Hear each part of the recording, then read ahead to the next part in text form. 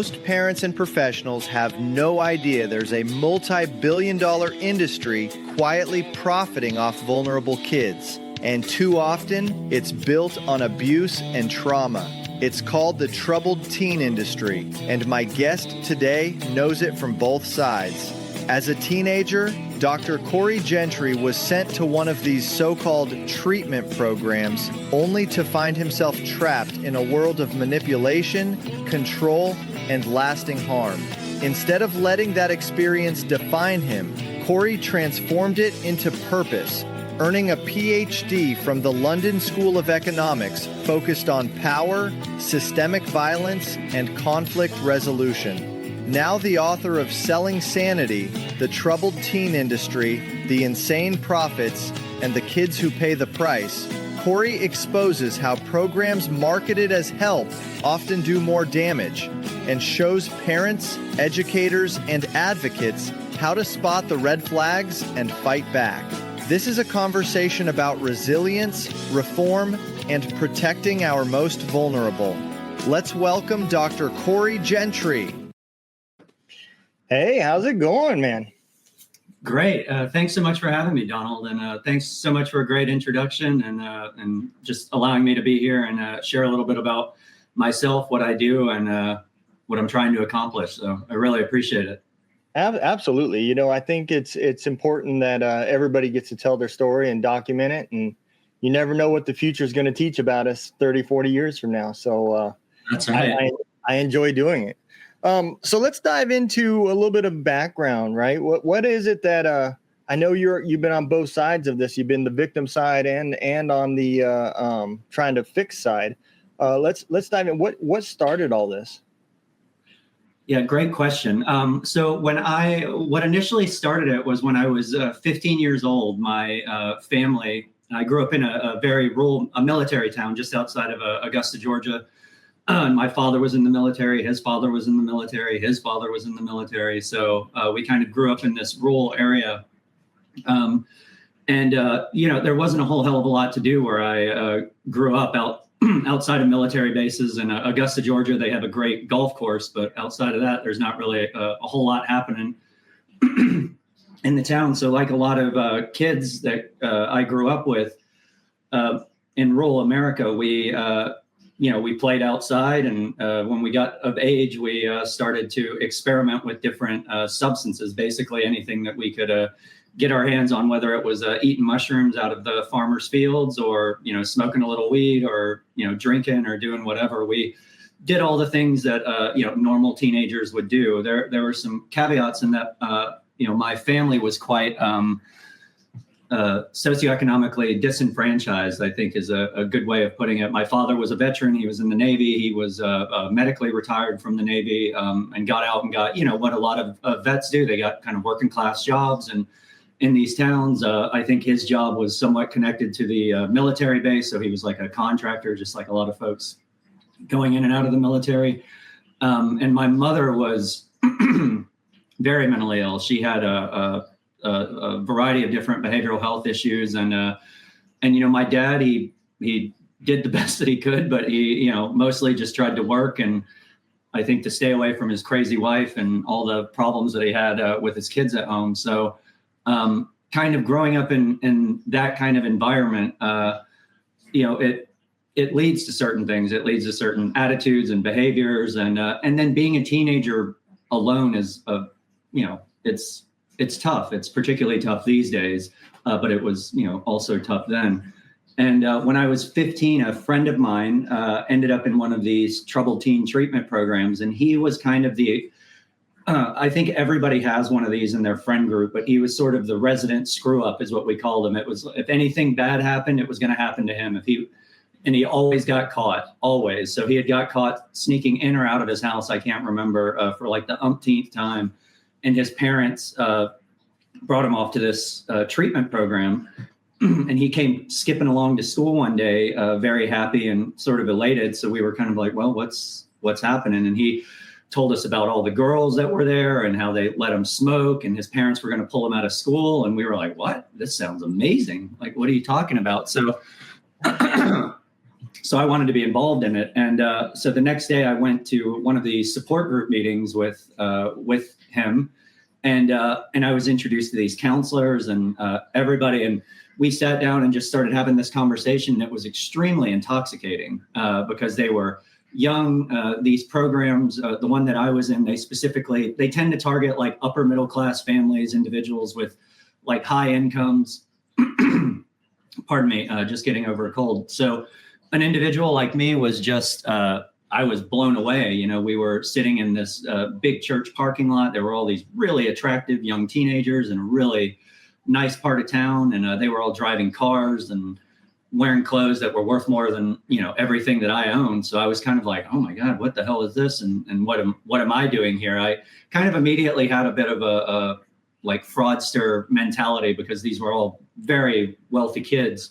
Yeah. And then there was me. But that didn't seem to make here nor there to them. They were just really glad that I was there. And we had these conversations. And in the midst of the conversation, they said, man, you're a drug addict and an alcoholic. And at that time, they had done no psych testing on me whatsoever. They didn't ask me anything about my family background, about some of the abuse and stuff that was going on in the house, my mother's mental illness. There were no checks on, maybe I was depressed, maybe I had some, social problems, some learning deficiencies, which I later learned that I did have. So, they just, in the midst of a 30-minute, very casual conversation, these people told me that I was a drug addict and an alcoholic. And they also threw something else in there. They said, you are so sick that you don't even know how sick you are, man. And I was like, oh, okay. And as an impressionable young 15-year-old, particularly from the background that I had come from, it was very easy to connect the dots with those types of things. So I thought, sure, like whatever. And at that point I had, like most teenagers, I hated my life and hated my family and, all of that stuff. And I was just looking for some kind of change or some kind of out. So I ended up in this treatment program, and they immediately called my parents and told my parents, like, look, your kid's going to die if you don't just basically sign over control to all of us. And my father at that point was already kind of done with me because I was, getting in trouble and doing this and that. He already had an extremely mentally ill wife and other kids to look after. So, I'm sure what these people were saying, my dad was like, yeah, sure, whatever, just get this kid out of here. But they didn't have any money. So a wealthy Jewish family in Atlanta ended up paying for my treatment because my family didn't have the resources to put me in there. So I ended up in there at the ripe old age of 15 with this diagnosis that, unbeknownst to me, would kind of follow me around for the rest of my life.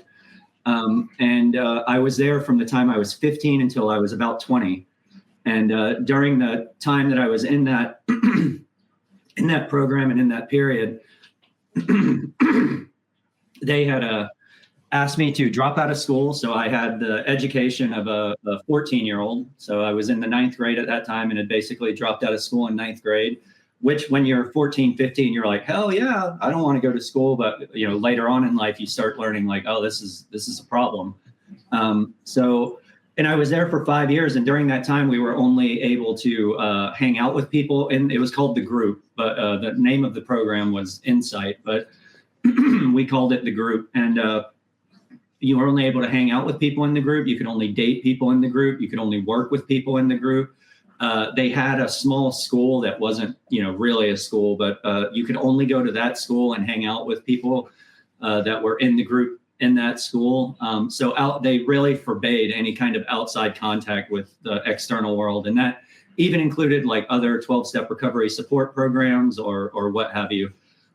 So we didn't know any better, but while I was in there, they really just, it's what's typically known in the troubled teen industry as a form of behavior modification program. So there are like Insight was one version of it, but then there are other iterations of it. Like there are a lot of wilderness programs and therapeutic boarding schools and, some military academies, some faith-based programs have behavior modification in it. But the goal ultimately is to just break you down so that you are completely subservient to them.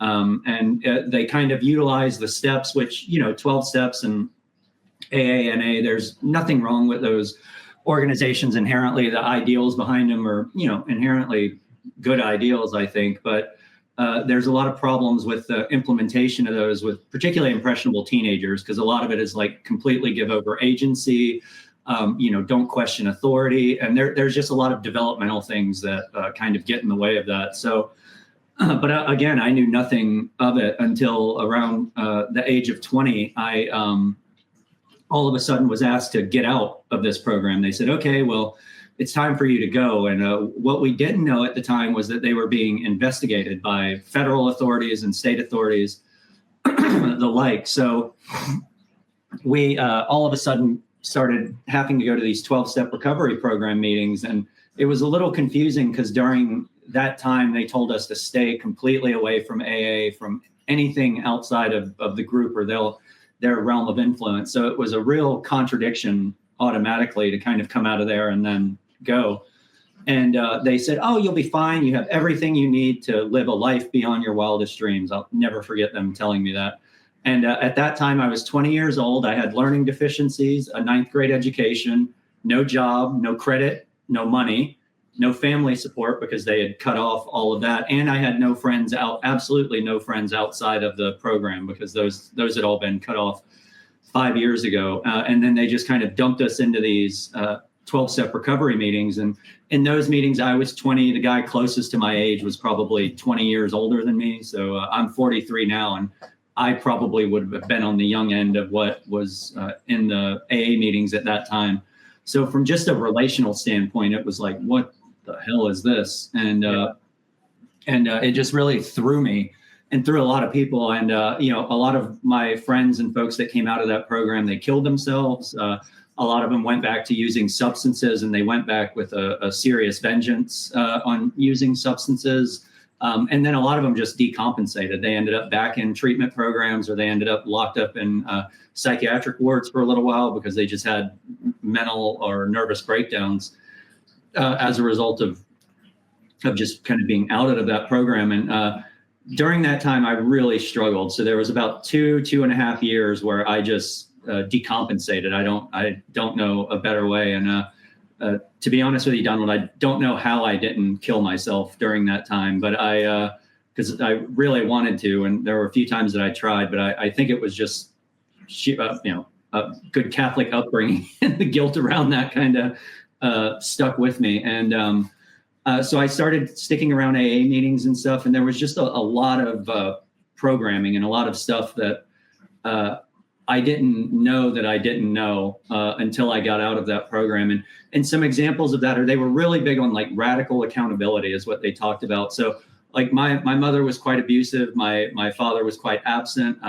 That's a discussion for a different time. And everybody's parents have problems. I've later learned that. And mine had a whole hell of a lot of them, but there was quite a bit of abuse and neglect that I experienced growing up. And I had other family members that were quite hostile and things like that. So I remember talking about a lot of these to the counselors at the time in that program. And because of their notions of radical ownership, they would say, oh, well, all of that is your fault. You chose all of that. You chose this abusive family. You chose to be poor. You chose, like, all of this is your choice. And if you just choose better, then, life will all of a sudden start getting better. So that kind of messaging and stuff was really instilled in all of us. And it was all about like personal accountability, personal responsibility, and peer-to-peer support. And we could be quite ruthless with each other in that respect. And it was really encouraged in that group. It was really almost like I'm trying to think of the name of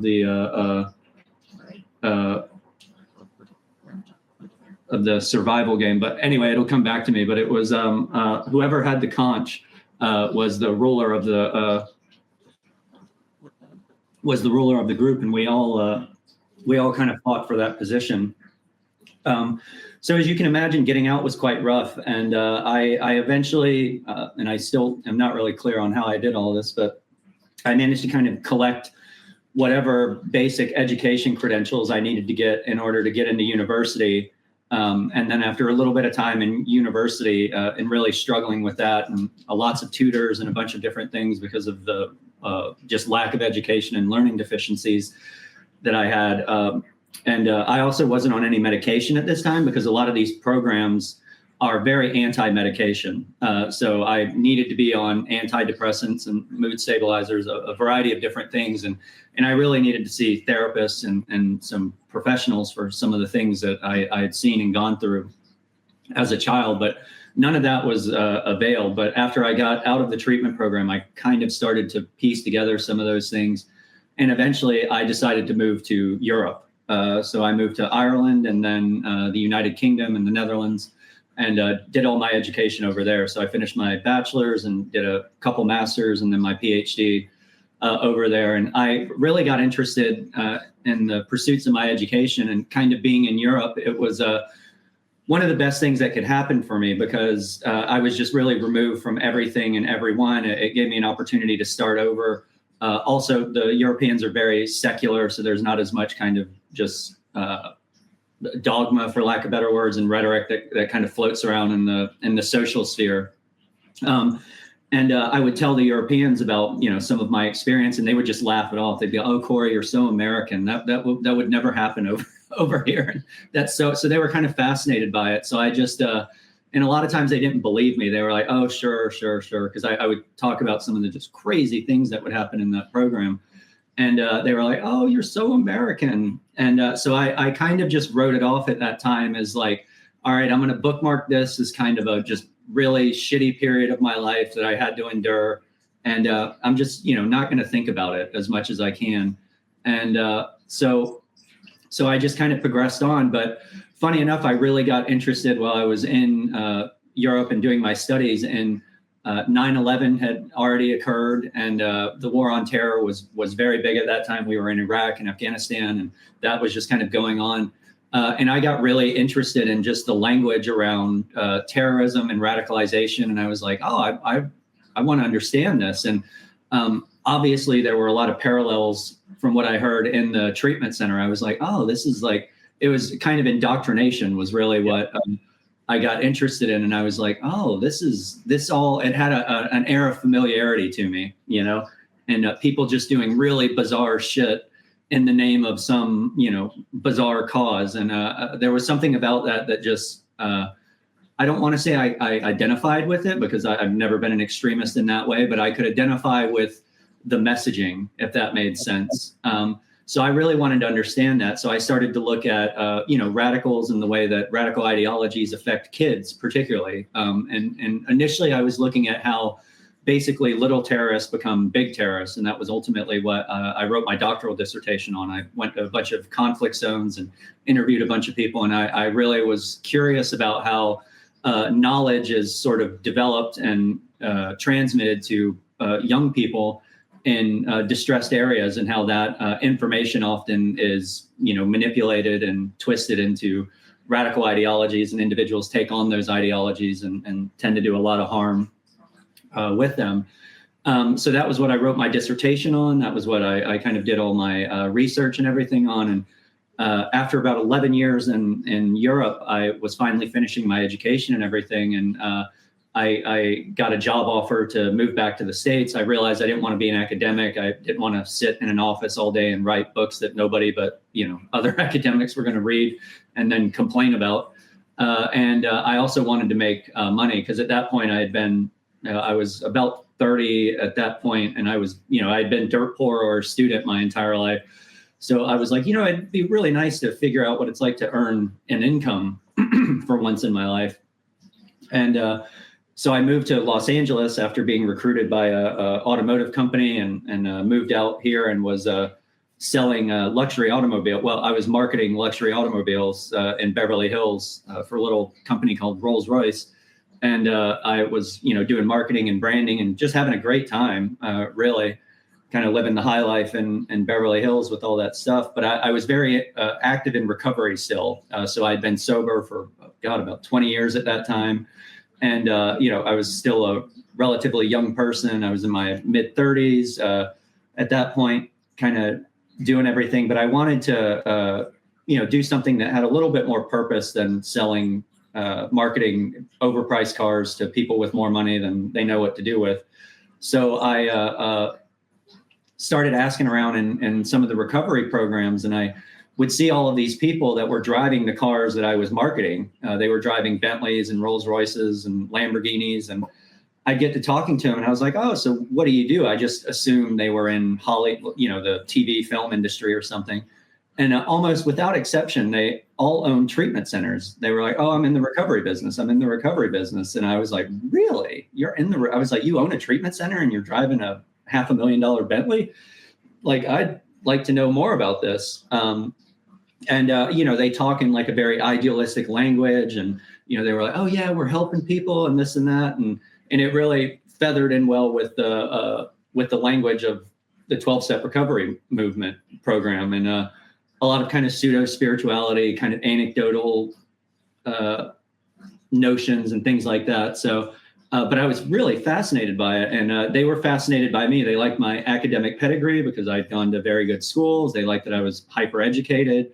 That I knew about behavioral health issues, and that I kind of had this international perspective on things. But later on, what I really learned is that they liked my Rolodex because I knew a lot of people with a lot of money, and the people that I went through treatment with all had a lot of money, with the exception of me. So I was kind of this unique individual. They all assumed that I had come from backgrounds like they had come from, that I had a trust fund, that I had, families were millionaires or billionaires, that I did this or that. And I was dishonest enough to let them think whatever they wanted to think about me. Let's just put it that way. I just kind of kept my mouth shut and would let them assume, whatever they wanted to assume. And that fared me well. And because of my education and educational pedigree, I was able to, really start introducing them to a lot of folks. And once you're kind of in that world, it's really easy to clock what's going on. All the people that own treatment centers are people in recovery that have been through treatment. And while they were in treatment, they were like, "Oh, you can make a hell of a lot of money off of doing this." And because they already had capital and because they had wealth from their families, they get their act together in some way. So of course their families are like, "Sure, you need $500,000 or $1 million or whatever to start a treatment center." And they find out that they can make like 30-40% profit off of that investment. They're like, "Hell yeah, let's do it." So they started creating these treatment centers. And in 2007-8, the Affordable Care Act was passed. And then insurance companies were mandated to cover behavioral health and substance use. So that just kind of opened the floodgates for, really what I call the wild, wild west of treatment. I mean, these adolescent treatment centers and adult treatment centers just went gangbusters. I mean, and now it's something like a $30+ billion a year industry. It's really like big business. And I kind of got to see it from that perspective, and I flourished in it. I did very well. I knew a lot of wealthy people. I kind of knew how to talk about experiences from a client side, being someone that went through treatment, as well as from the business side. I understood the kind of marketing and advertising components of it. So I was kind of exactly what they wanted in an individual, and I was this like success story that they could kind of parade around for each program. And I really flourished in it. And about a couple years into it, I started, there were a variety of different things that just started pinging me in the back of my mind, where I was like, "Oh, this reminds me of what happened when I was in Insight, the program when I was there." And I started seeing things from a different perspective. And I was like, "Oh, this is how they do it. And this is how this was sold to me. And this is what they meant by that when it was sold to me." And forgive me for saying it like this, but I more and more after, and this is after 20 years of being in recovery and doing all of this, being in the industry, I started being like, "Oh, this is bullshit. Like all the stuff that they're talking about, this is a sales tactic. Like there's no there with any of this." Because you start to get to know these people and behind their stories. And it's like, well, that didn't really happen. And that didn't really happen. And like me as a teenager coming in, you exaggerate and you lie. You want to fit in. You want to socially connect with these individuals. And what I noticed was a lot of people kind of shoehorning their story into this bigger narrative that they had created. because they wanted to connect with these people. And a lot of these programs and the doctrine that they have is you'll die without us. It's like you've tried everything else. You'll die if you don't come here. And that's a compelling message. And it's a compelling message for families. It's like, hey, your kid will die unless you listen to us. And I found out that these places were charging, $70, $75, $100, $150,000 a month. And they were keeping people in treatment for like 6, 7, 8, 9 months, a year at a time.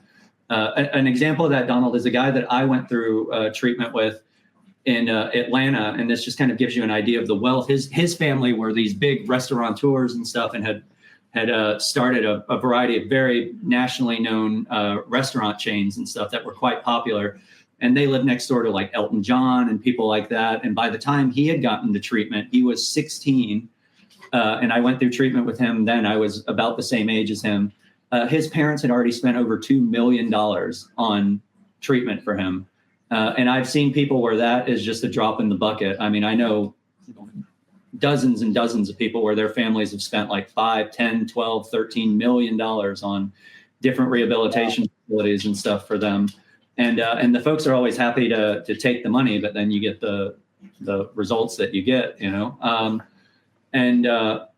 And I just started asking questions about this to some of the providers that I was working with. And I can tell you, if you want to pour cold water on a very hot career, just start asking the type of questions that I started asking. And I would get these kind of like regurgitated answers that you would hear all the time about, you would hear these things about abuse happening in some of the therapeutic boarding schools or wilderness programs, or I would hear more about the folks that went through some of the insight or pathway programs that I had gone through. And I was like, how are these people still around? I just started asking a lot of questions like, oh, well, didn't he get investigated for this? And why does he own a treatment center in Utah now if he got shut down for owning for fraud and a bunch of stuff in Texas or Alabama or wherever? And you would get very curt answers of like, oh, those are lies, or these are sick people, and you can't trust what these people are saying and whatever. And I was like, well, wait a minute. I went through one of these treatment programs, and I'm not delusional as far as I know. This stuff definitely happened, and it happened to me. So what are you talking about? And I just kind of kept starting pressing and asking more questions. And the more I did, the more it was like, look, shut the fuck up, mind your own business, and like just get us patients. We need heads and beds is kind of the motto. Yeah.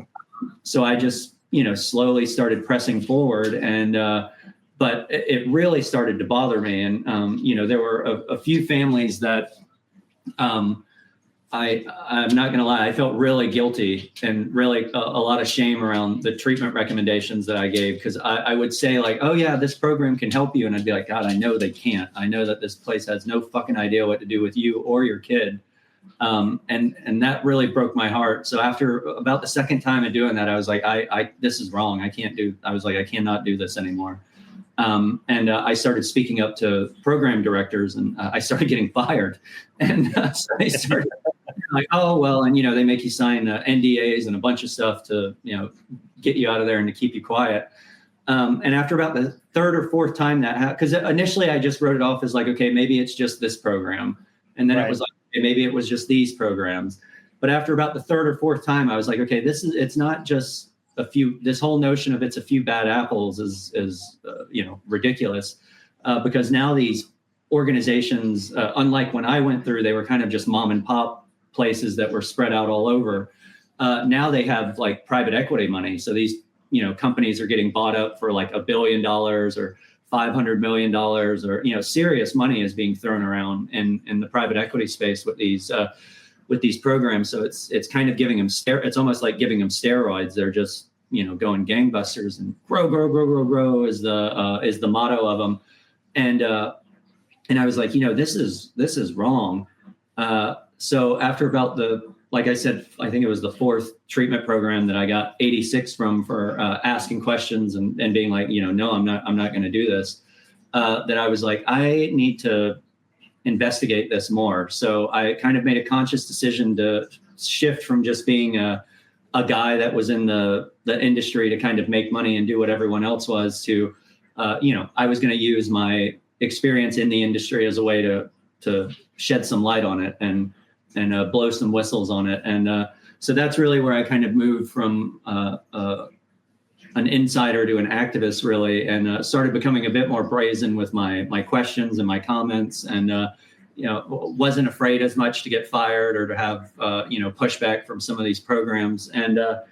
And through that, I decided to write my book, Selling Sanity, which is just here behind me. And I wanted to tell my story, but I didn't want to tell I wanted to tell my story for a few reasons. One is that there are a lot of survivor memoirs out there, and I really support anyone that does it. But from what I've seen, not a lot of them, in fact, I can't think of any of them that are written by men. And men really suffer. We suffer a lot with behavioral health issues, with PTSD. I know a lot of vets, and I work with a lot of vets that, they really struggle with a lot of things, and they've seen a lot.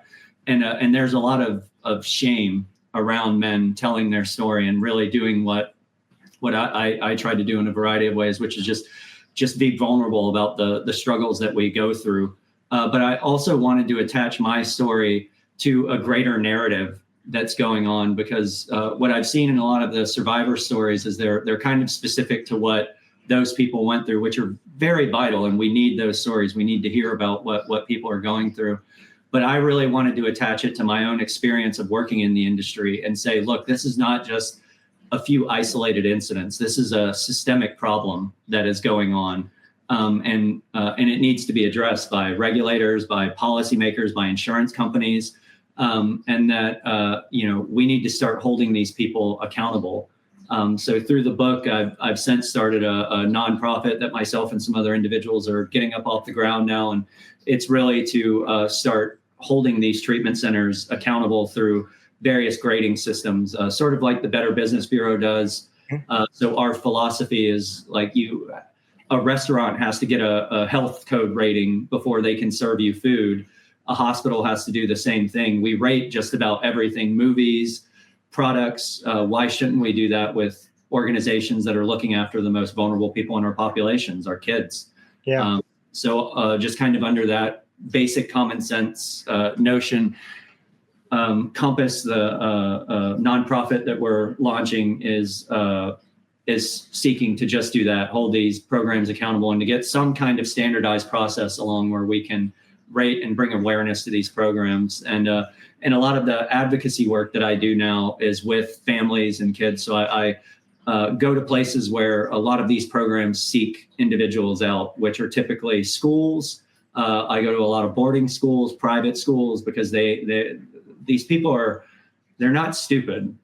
They know where the money's at, and they know where, and they also know how to talk to families in crisis. I mean, when you have a kid that's, got some mental health issues, or that's potentially suicidal, or is aggressive, or is flunking out of school, and as a parent, you love your child more than anything else. So the thought of that individual dying or them destroying their life, you will do anything in the world for your kid.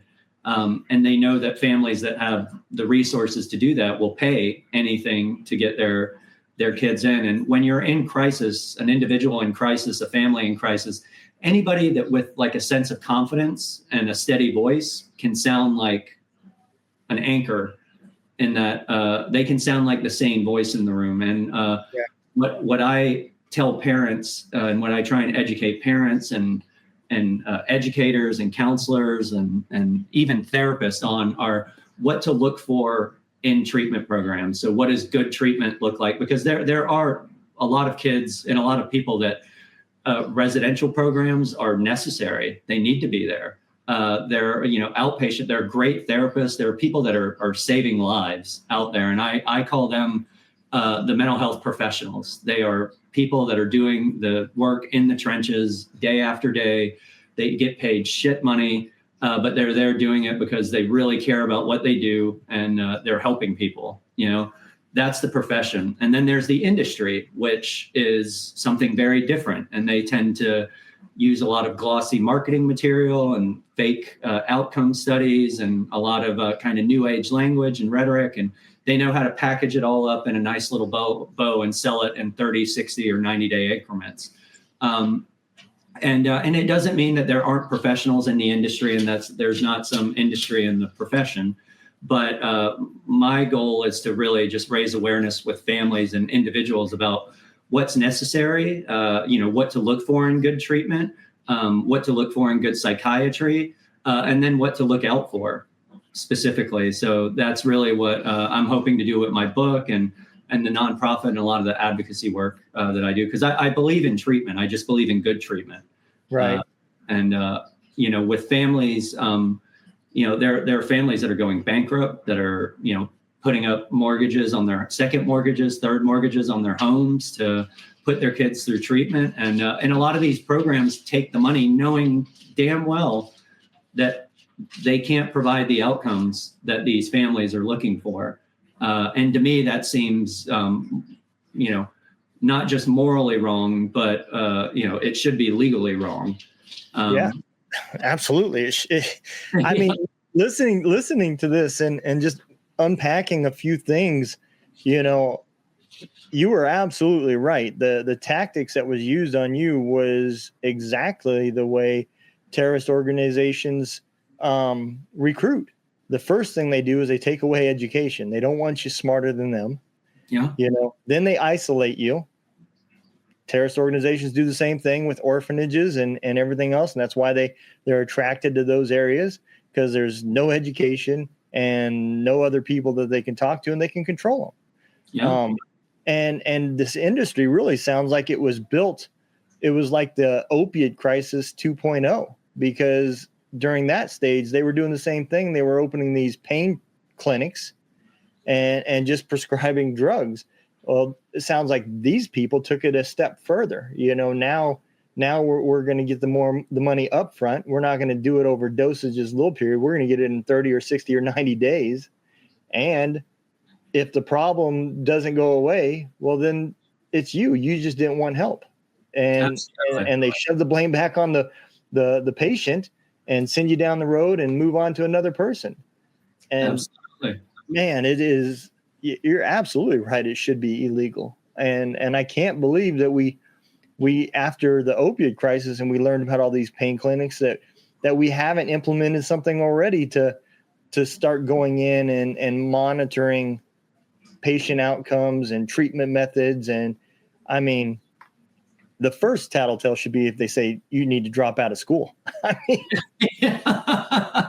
yeah, I mean, it's not really looking back on it, and as they say, hindsight's always 20/20, but looking back on it, sometimes now I think like, what the hell were my parents thinking, or what were but again, you get individuals in crisis and they tell, I can only imagine. I mean, I have twin nieces now, and they're like 20, both 21 now. And I mean, Jesus, I can't imagine if somebody called me and said, hey, there was something happened and they're going to die, but it's going to cost, X amount of dollars for them to get this surgery or this or that or whatever. I would do whatever. I would harvest organs. I'd, do whatever I needed to do to get that money so that they could, because I love my nieces more than anything in the world. So I can only imagine the situation that families are in with that. And yeah, it's really sort of dubious, because with the current regulatory landscape, it's almost like they get to, everything is self-reported. So they get to kind of make up their own outcomes. They don't really have major bodies that come in, and third-party organizations that come in and will look at them independently or randomly, like you would at a restaurant, for instance. You have health inspectors that just randomly pop into restaurants and say, hey, we're here to take a look, see what's going on. They do it in the military all the time. I remember my dad, they would have they love random inspections in the military, for equipment or protocol or drills or whatever. But it's the one thing we don't do in vulnerable population areas like behavioral health. They have some loose regulatory organizations, but I'll give you an example. One is called the Joint Commission. It's JCO, and it's kind of a national accreditation, which when it started, it was a good thing. They used it in hospitals, and it was something that hospital systems would use to kind of get up to code. And it's everything from, how many sprinklers are in the building to the size of the doorways for like handicap accessibility to how documentation is presented and results are done. So initially it started out as like kind of a good thing, but then it turned into this like, now it's essentially just, they tell you exactly what they want you to do. You pay them, however many thousands of dollars it is to do it. And then they let you know like 30 days before they're going to come in, what they're going to look at, so you can have everything in a line. And then they ask you to like cherry pick your best, like for instance, for insurance audits and stuff, it's like they ask you to pick the 10 best cases that you have in your insurance thing. So you can imagine what these companies are doing. They're all just, ponying up the best thing. The guys come in with a little checklist thing. They pay the $10,000 or whatever it is for the accreditation. And then they're like, oh, look, we're Joint Commission accredited. And they do the same with like insurance companies, because they've clocked on to the fact, like I live in Los Angeles, and you would think in a regulatory state like California, as much as we love tax and regulation here in the state of California, around behavioral health, it's infuriating how little regulation there is. And there are over just residential treatment programs in Southern California. There are 1,700 in Southern California, and They all take either cash or commercial insurance, and they all have these outcome studies, and they're churn and burns. It's almost like a restaurant. You get one in, you get them out. You get them in, you get them out, and they exist to. I call it the bill baby bill strategy. They get insurance, they get you in there, and they squeeze as much out of it as they can. And this little industry, which I mostly focus on adolescents, but it's sort of systemic and endemic, because this little industry makes up 2% of all healthcare spending in the United States, but it accounts for over 15% of all healthcare fraud in the United States. So. Wow. Everything from faulty insurance billing to treatment that never occurred, or what they love to do is you'll get on the phone with these admissions coordinators that they have, and I don't care if you're paying $200,000 a month or you're using your insurance.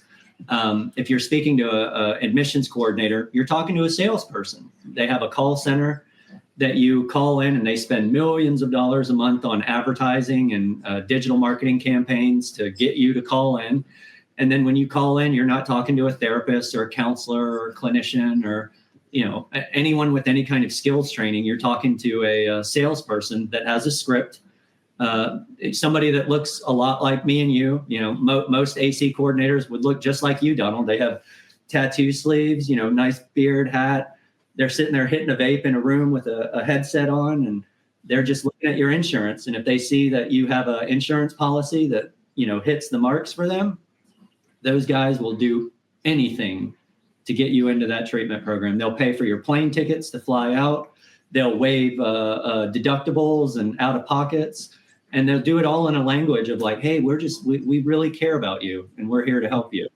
But, it's to get you on that plane so that they can bill your insurance, because they know, depending on what policy, they're going to get between $1,000 and $3,000 a day from your insurance company, depending on what type of treatment, what kind of insurance you have, and what they can get. So the name of the game is just to get them in, and they have average daily census quotas that they all have to meet. So if the census in the program gets below a certain amount, then they miss bonus, or they're not, they don't get compensated. And then if they get individuals over that, I mean, these people are making, I was getting paid like $30,000, $40,000, $50,000 a month to just to get people into these treatment programs, and like everybody else, they all have quotas. And if you hit those quotas, then you're the savior of the organization. And if you don't hit those quotas, then it's like, well, you're going to hit those quotas next month, or you're not going to be working here. And as soon as anybody starts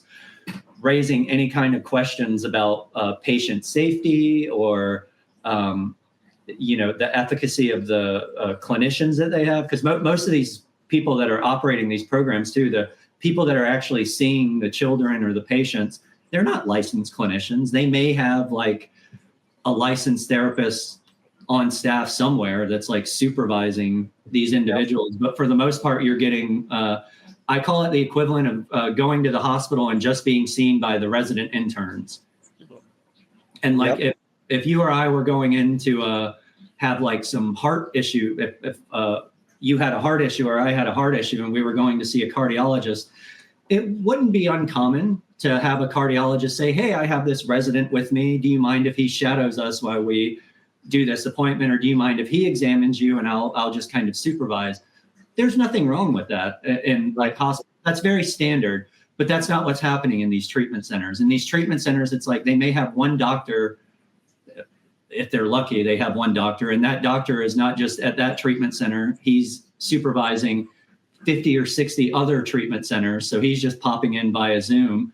And the therapist that they have is doing the same thing. So you have all these interns that are 20, 21, 22, 23, 24 years old, most of whom who are getting their degrees from these diploma mills that are online where you just pay and they, rubber stamp, congratulations, you're a therapist now. So they're just at the treatment center kind of collecting hours so that they can get their license. And, your loved one is often the guinea pig. And they have all these outcome studies and measures and stuff that they're like, oh, well, we do this and that. But once you really start kind of digging into the data, and as myself, this was one of the things that got me fired a couple times, is because they would all want to do outcome studies and they would stupidly ask me to look over it because I'm an academic and I know how to design research studies and I know how to, structure that kind of stuff. So I would have arguments about the outcomes. I'd say, well, you're saying that we have a 75% success rate, but then you're excluding the individuals that are leaving against medical advice or the ones that just we screw up on intake. So, of the maybe, what looks like a sexy 75, 85% outcome rate that they would stamp and throw all over their website and advertise. Once you really start digging into the data and stuff, it's really like, oh, well, this is more like a 5% or a 10%, because they're looking at it on completion rates. And then they drastically dive down even further when you look at like long-term, the longevity of it. So the sustainability, are they maintaining sobriety or some sense of mental stability? And what you clock onto pretty quickly is we call them the usual suspects that you see in treatment. And, they're the same people that are just cycling through different programs. And it's really sad because a lot of these guys, they become institutionalized in a lot of ways. So they don't know how to operate outside of these treatment programs and these, and it's predatory. I don't know a better way of saying it. It's just predatory because they know that these individuals can't really exist outside of these treatment facilities. So as soon as they get out, they know they're going to relapse. And I mean, I've been on admissions calls and stuff where they're just like, oh yeah, it's repeat business. So it's, it's good. And it's like, what? These are people that this is somebody's child that you're talking about that, that you're charging these folks, 50 or 50, 60, 70, 80, $90,000 a month to $100,000 a month to get them in. So that's where I came up with the notion of, I was like, they're not, the only thing they're selling is sanity or some notion of it. Or maybe even a break from the parents having to deal with this. I can imagine somebody that's, making that kind of money. You don't make that from going into work late and coming home early, Yeah. And so I can imagine that a problem like that in the household is disrupting the career and of these type A personality families, and so $30,000 a month is I'm going to make that much more by being able to not have to deal with this problem, every time. And I can imagine that makes it even worse because now the kid's being given away to somebody else that doesn't care. And he feels like the parents don't care because they're never around or whatever, Well, and it's quite convenient.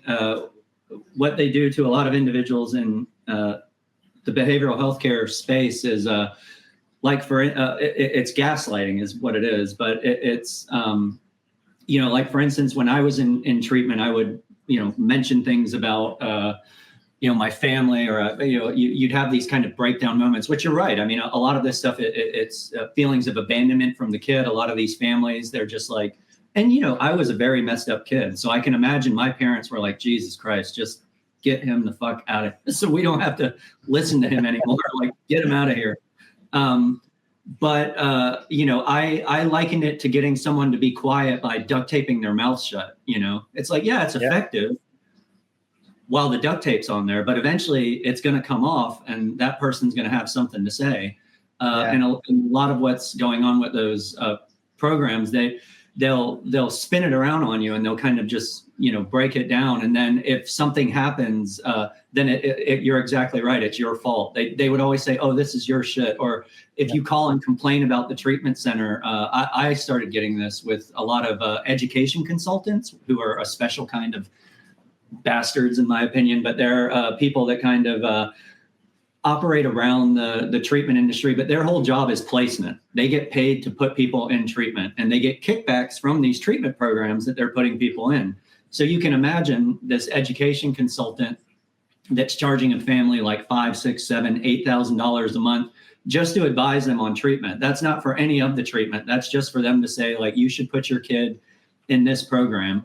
And these people don't do a fucking thing either. I've worked with many of them, and 90% of them, Donald, are morons. They know nothing about, they just are on the payroll of these treatment programs. And these treatment programs spend hundreds of thousands of dollars a year flying these education consultants out, taking them to lavish dinners, putting them up in hotel rooms, touring them around the facility. And the whole goal is to get referrals.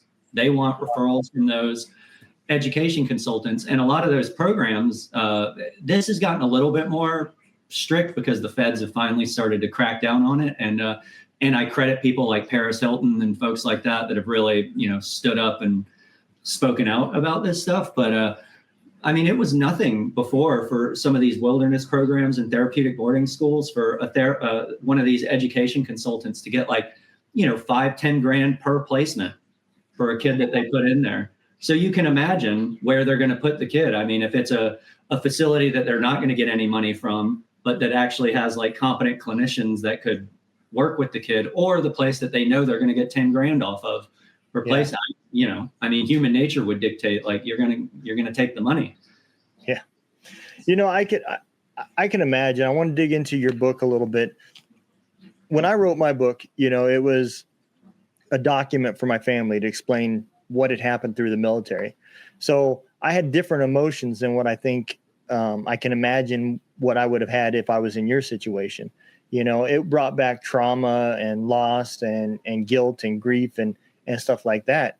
And I was still healing as I was writing this book. That was part of me healing, not knowing it at the time, but looking back now. But you had kind of already seen the light and everything else before you started your book. So I can imagine that your book was wrote with quite a bit of anger when you go back and you look back at how you were lied to and treated and everything else. I know I would have quite a bit of anger, knowing now as I'm writing this book what I didn't know then. Yeah. And I really appreciate you sharing that. And it was actually my experience as well, writing the book. Cause I've been lucky. A lot of people say a lot of different things. And I know so many people that were so much better human beings than I was and am or ever will be that are dead now, that went through those treatment programs because they killed themselves, or they just, counselors that were there that got demystified and were like, oh my God, the things that I said to some of those kids and did. So there's a lot of trauma. And I've been extremely fortunate that I've had some really, I call them angels, that have kind of stepped in and helped me along the way to kind of process and work through a lot of that. But it was really unexpected when I was writing the book, how much more trauma had come up. And you're right, there was a lot of anger, a lot of sadness. I actually went back, and I'm still in therapy again as a result of writing the book, because it just brought up it does bring up so much, because for me, again, it was one of those periods in my life where I was like, well, I'm just, this is like I wrote it off as a bad chapter that I was just not going to revisit. Yeah. So when I did go in and revisit that, it was very cathartic and healing for me to do that. But it also, like you noted, brought up a lot of anger, a lot of resentment. And I'm really grateful for my editor during that process, because one thing with the book that I didn't want to come off as unhinged or someone that just had an axe to grind, and that I was, just trying to go scorched earth on the treatment industry as a whole. I try to stay as balanced as possible and not throw the baby out with the bathwater. But it's challenging. Yeah, it's very challenging, that process. And anyone that is a survivor and is thinking of doing the same, I would highly recommend doing it. It's to this day one of the best things that I think I've ever done, and life-changing things that I've ever done. But I would argue that you should have a very good therapist handy and a great editor that can kind of tone stuff down. Because there were a few times where I was submitting chapters and he was like, "Oh, let's have a talk about this because you sound a little unhinged." So yeah, I can imagine. I mean, I'm kind of there with my new book that I'm writing now. In similar, at least I haven't gotten too far into it. I'm just starting it, but I already kind of feel some of that anger coming out because of what I'm writing about. But it's ironic that I seen this commercial literally right before I walked into my studio, from the Wounded Warrior Project, and it threw a stat out there that really shocked me. Right, it said that every 6 seconds somebody kills themselves in America, right? Yeah. And that the veteran community is 72% higher than the civilian side, and those numbers are astonishing, and I just understand, that we do have a mental health crisis in America. There's multiple, sources of where this trauma is coming from and what's affecting our kids. It's not all necessarily, sexual trafficking or anything like that. Some of it's just, the lack of socialization between people and stuff, simple stuff that we didn't realize was bad for us. No different than when cigarettes first came out. We didn't know how bad they were. And now we're living with the results from that stuff. So like social media and the lack of people interacting together, all of these things do build up problems. And you add fentanyl and the drugs and everything else out there, it becomes even worse. And I don't know if you noticed it, but people of today have about a 4-second research before they make life-changing decisions. Yeah. They read the first 4 articles at the top of Google and then they make a decision on what they're going to do. I hope you got good articles, because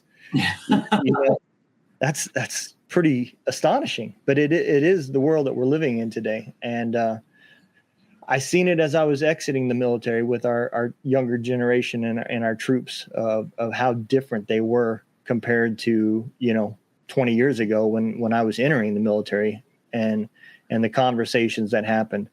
And you are 100% right about the men.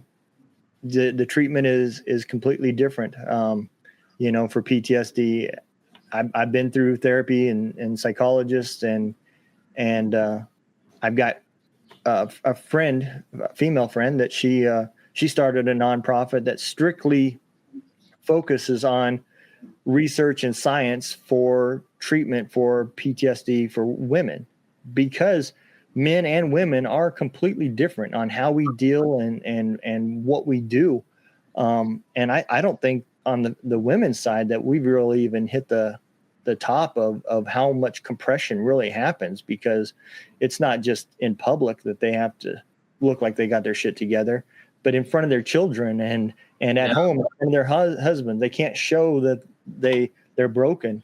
And then you got the men that can't cry because, then you're broken, and you can't have sympathy or empathy. Any of those fees are bad, And so we are in a very confusing world right now.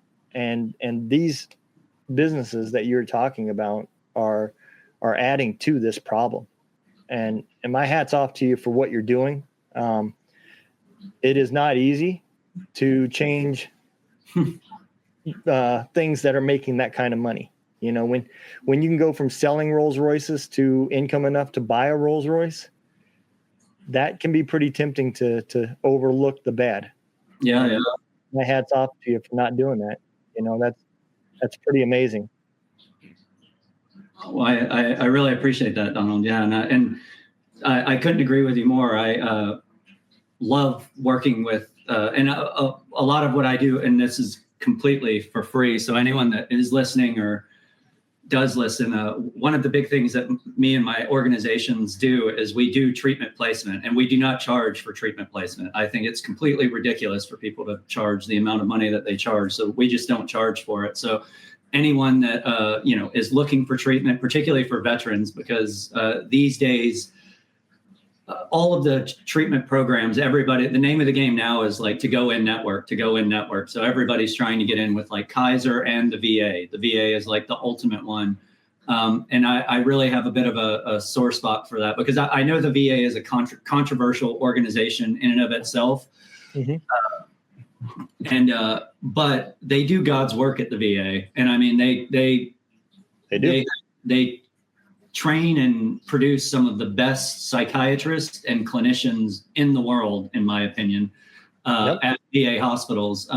The problem that we run into is that they're just so overwhelmed and underfunded that they can't keep up with the demand. And unfortunately, the way things are now is we keep looking towards the private sector to kind of pick up that elements of that torch. And that's very concerning for me, because there's a lot of exploitation that is already happening and is going to continue to happen within that population. And I think it's going to ultimately do a major disservice to our veterans and families that are going through addiction and stuff like that. So I'm a huge fan, and particularly veterans or anyone that's listening that might be a vet, please reach out. You'll have my information.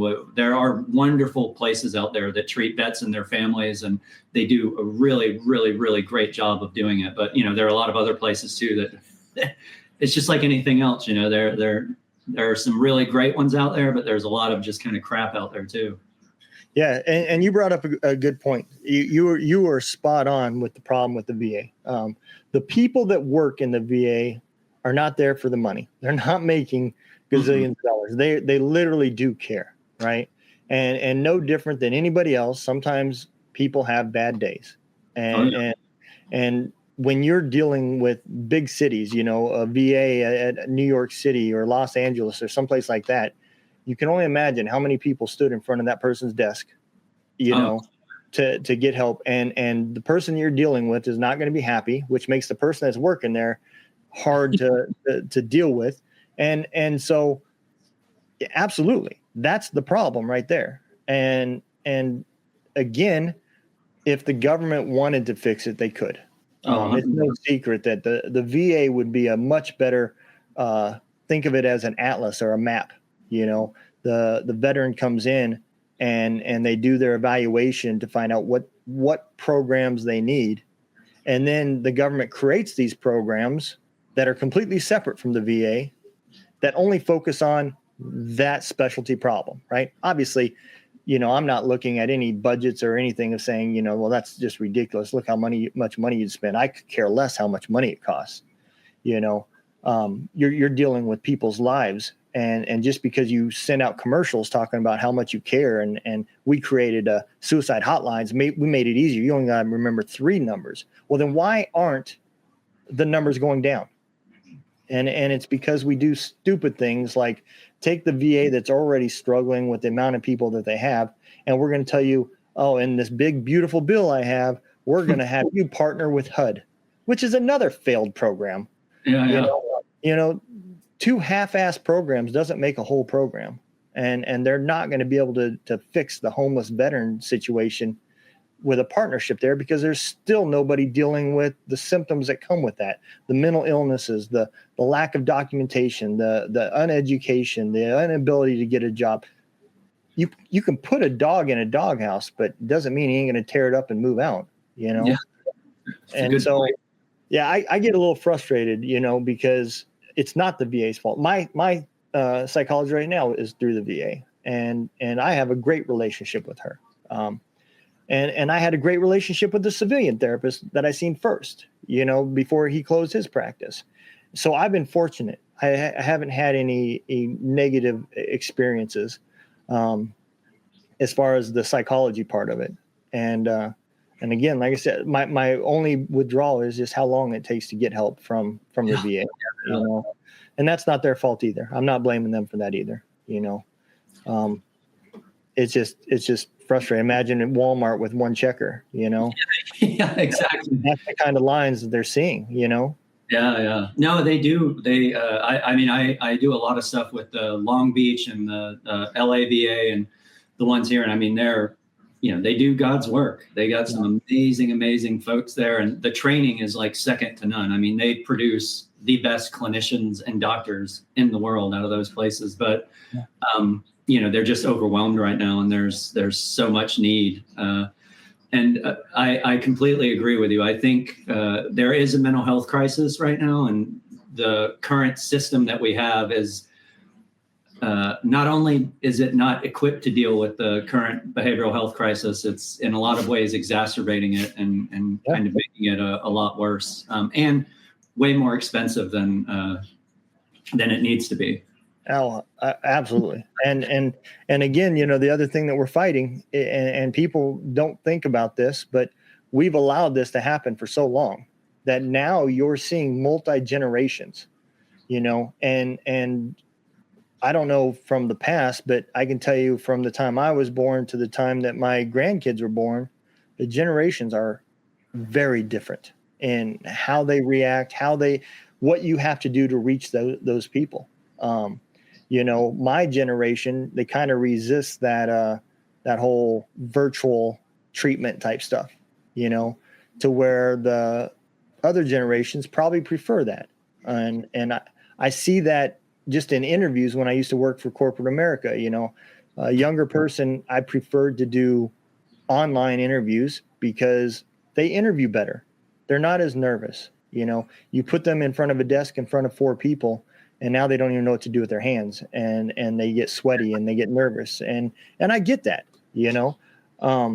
So I want people where I'm going to see their best, not put them in a situation where they have to try to find their best and make an honest opinion. But that's another problem that we're dealing with. You know, our war was 20 years that this war went on, and I had came in 94. So I had already been in, 8 years before, 7 years before 9/11 happened. So, I mean, I was already an old crusty E5 by the time that happened. And, you know, the way I looked at things was different. And that's one of the problems I have now. But yeah, I completely get it. And this interview has kind of really touched me because it's opened my eyes to something I didn't even know was happening. I knew with the opiate crisis, but I didn't know anything about. I see the advertisements about these places that have spas and you know, everything's so relaxing and life is good. It's like they put you in this little bubble of happiness, and exactly. You know, then when you leave, life, you no longer have that protective bubble. Exactly. Yeah, and I think that's my my big the gear that I have to grind with the treatment industrial complex, for lack of better words, that I call it, is they're not setting people up for success in turn, because what they're doing is they're taking them out of reality and putting them in this like alternate reality that in no way, shape, or form mimics the real world.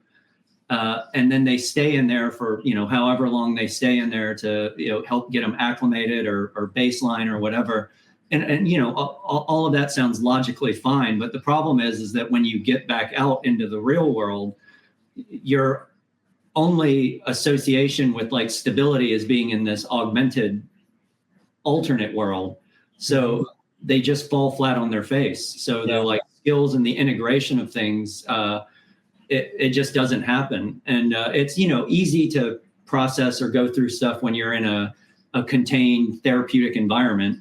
That's what they're there for. But, it's a whole nother thing when you have, a parent or a boss that's like up your ass to get a job or to, turn this in on time or that in on time, and your wife or kids who they don't care how many days sober you have or whatever. They're like, look, I have need we need food and the cables due and like the electric bills coming up. And, so we really do those individuals a disservice because we don't teach them resiliency in real life. We kind of give them these theoretical tools that when they come out, I kind of liken it to a lot of the education crisis that we face in America right now. It's like there's a big joke with a lot of my friends that have gone and done these really expensive MBA programs and stuff like that. And they're like, I spent $250,000 on this MBA degree. And you get into the business world and you realize like, oh, I just need to know how to not be a dickhead and create an Excel spreadsheet. That's really like the basis of most businesses. If you can like, carry on decent interpersonal conversations and like navigate around certain spreadsheets, like you're probably going to be okay. A lot of it is just practical skills learning, and they don't teach that in school. And a lot of that is the similar stuff that you hear about in rehabs, and a lot of it, they just don't have it to give it away. I mean, I often say with some of these programs, particularly with veterans and first responders is a big one now because they know they can make money off of those, is, how are you going to teach life and how are you going to have a vet that say in a veterans program or a first responders program, you have some vet or a first responder who's like in his mid 30s. He's been in his career for a while, major PTSD from some of the things that he's experienced and stuff. Maybe they've transitioned out of the military or out of the first responder world and they're going into civilian life, for lack of a better word.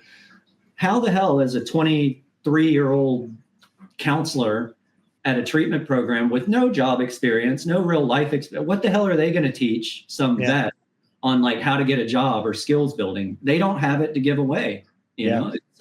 And I can tell you from my perspective, and probably it would be consistent with yours, I would have a hard time trusting that person. I'd be like, who the hell are you? Like, what are you, I'm supposed to trust you and you're like supposed to tell me how to live. Like, get the fuck out of here. Like, that's ridiculous. There's no way.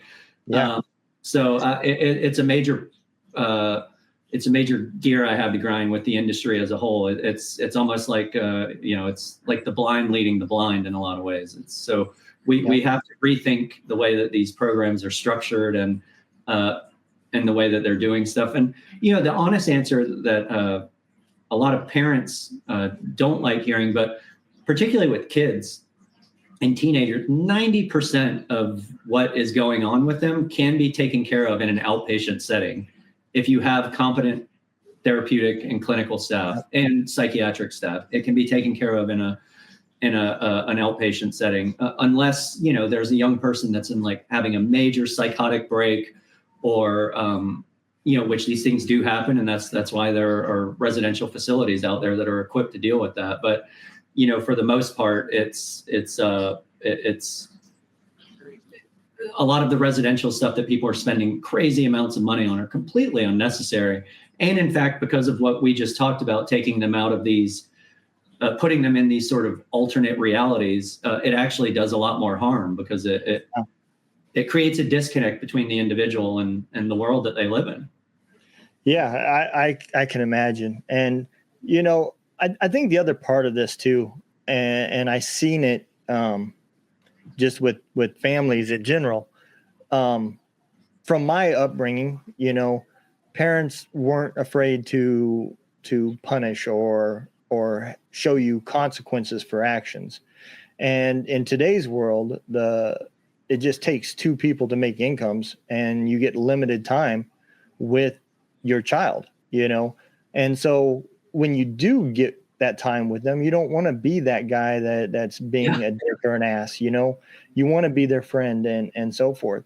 But I think in this particular situation, you could do similar to what they're doing in those treatments, like you said, by having them see an outpatient professional that cares about treatment, and then implementing what is being taught and enforced at home, and even reducing some of the stress, you know, limiting the social media, limiting news watching and stuff that shows all these negatives, but yet there's still got consequences and responsibilities and so forth from being at home.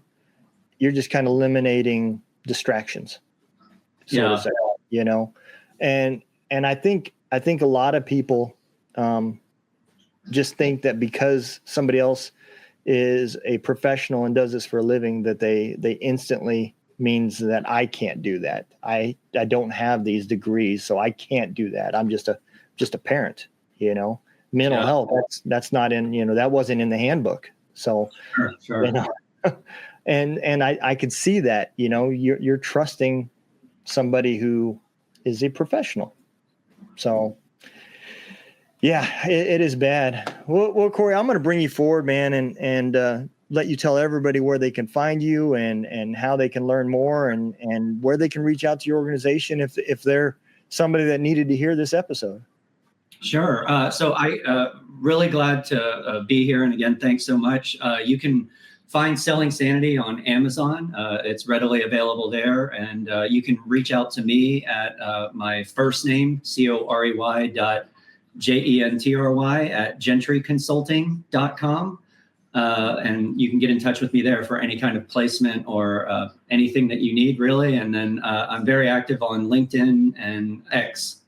So you can find me there, and my name is uniquely spelled. So as far as I know, I'm the only Corey Gentry with a J in the world. So anybody wants to reach out to me, they can reach out to me there. All right. Well, I hope everybody, I mean, you should have gotten something out of this. If not, you're listening with earplugs, not headphones, because this has been a great episode. I have learned so much, and it's given me a lot to think about. And that's exactly what we do here is we listen to other people's stories and we take from it and learn from it. So I hope all of y'all have a great day. Be safe. And don't forget, don't let the day kick your ass. Kick the day's ass.